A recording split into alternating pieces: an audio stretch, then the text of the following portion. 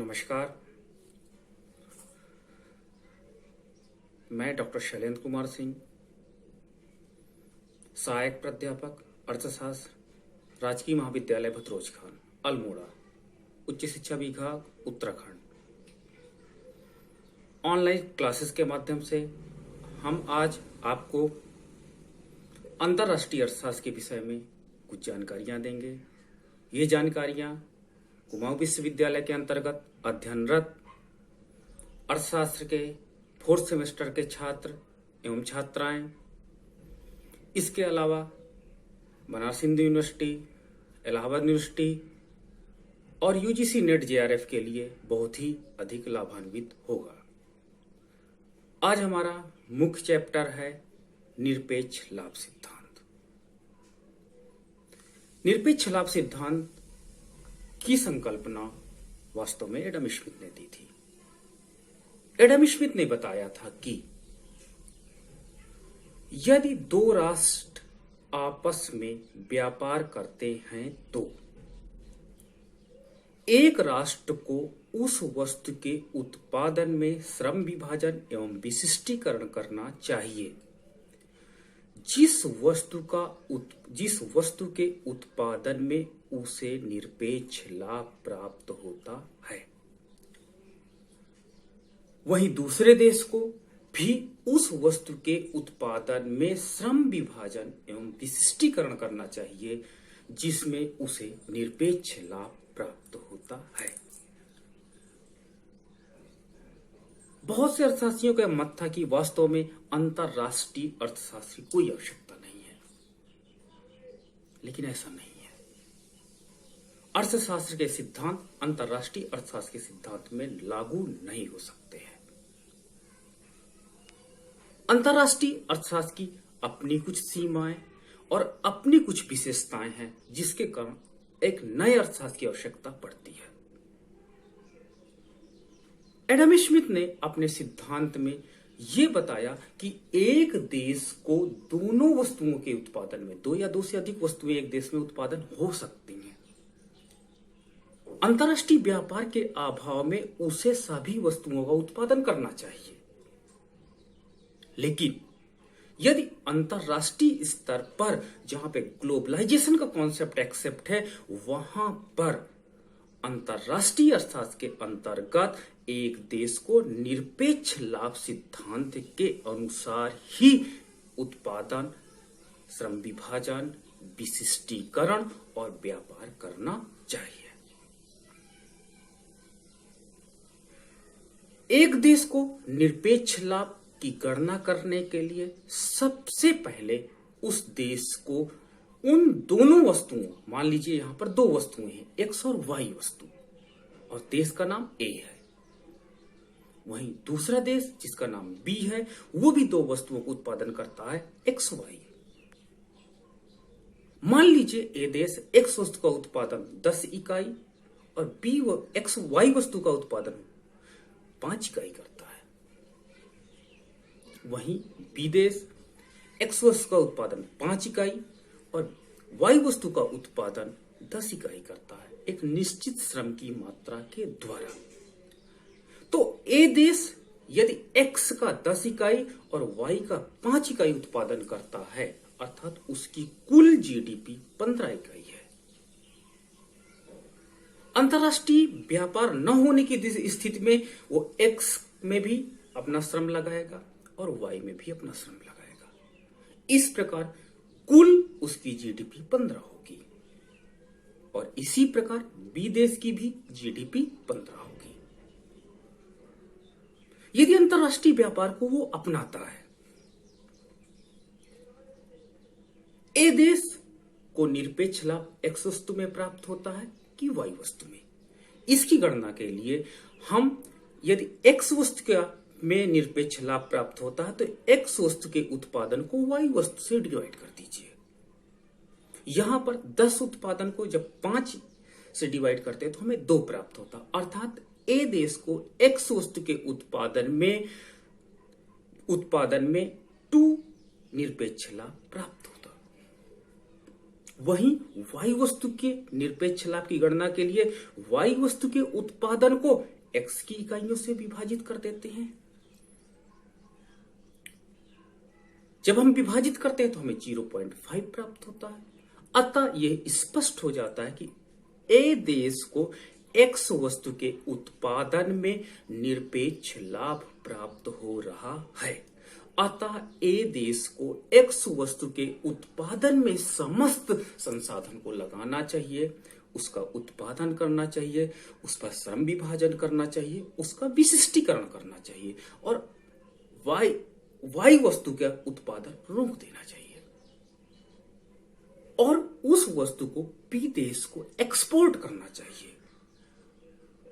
B देश x का वस्तु का उत्पादन व्यापार न होने की दशा में 5 इकाई है और वाई वस्तु का उत्पादन 10 इकाई है। निरपेक्ष लाभ वाई वस्तु के उत्पादन में है 2 प्राप्त होता है। अतः बी देश को चाहिए कि वो वाई वस्तु के उत्पादन में श्रम विभाजन एवं विशिष्टीकरण करे। इस प्रकार जब दोनों देश आपस में ट्रेड करेंगे तो दोनों देशों की जीडीपी बढ़ चुकी होगी, दोनों देशों को व्यापार से लाभ प्राप्त होगा और दोनों देशों को वास्तव में ये व्यापार से लाभ उनकी अर्थव्यवस्था को मजबूती प्रदान करेगी। यह प्रोफेसर एडम स्मिथ का तर्क था। आइए इसे हम एक एग्जाम्पल से देखते हैं। यहां पर हम देख सकते हैं कि 2 देश ए और बी हैं। 2 वस्तुओं एक्स और वाई का वस्तु का उत्पादन कर रहे हैं। ए देश एक्स वस्तु का उत्पादन 10 इकाई तथा वाई वस्तु का उत्पादन 5 इकाई। व्यापार न होने की दशा में दोनों वस्तुओं का उत्पादन करना पड़ रहा है। वहीं बी देश एक्स वस्तु का उत्पादन 5 इकाई और वाई वस्तु का उत्पादन 10 इकाई कर रहा है। व्यापार न होने की दशा में ए देश का जीडीपी 15 है और बी देश का जीडीपी भी 15 है। मान लीजिए ए देश का हम निरपेक्ष लाभ की गणना करना चाहते हैं तो ए देश के एक्स वस्तु के संदर्भ में निरपेक्ष लाभ बराबर एक्स वस्तु का उत्पादन बटे वाई वस्तु का उत्पादन। एक्स वस्तु का उत्पादन हम जानते हैं 10 है और वाई वस्तु का उत्पादन 5 है, अतः निरपेक्ष लाभ 2 होगा।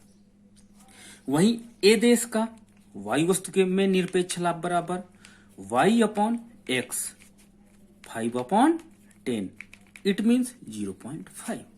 इस प्रकार हम देखते हैं कि ए देश को